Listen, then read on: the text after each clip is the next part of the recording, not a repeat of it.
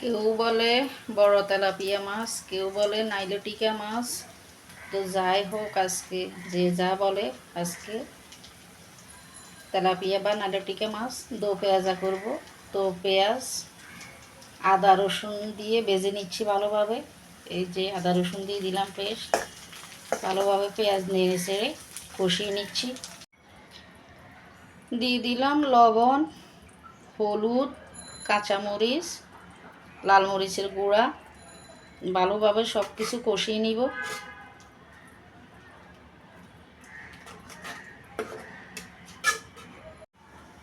তো মশলা কষিয়ে নিলাম ভালোভাবে।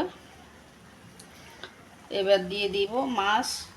মাছ আগেই আমি ভালো মতো ধুয়ে লবণ হলুদ মরিচ দিয়ে একদম লাল লাল করে কড়া করে ভেজে নিলাম।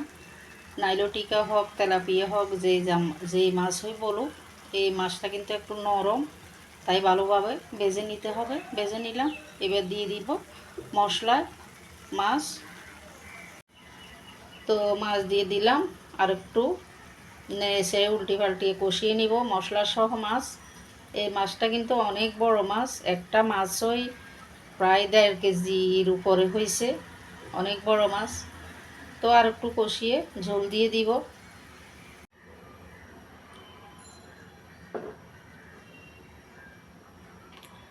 ঝোল দিয়ে দিলাম, মাথাটাও ভেজে এখানে দিয়ে দিলাম।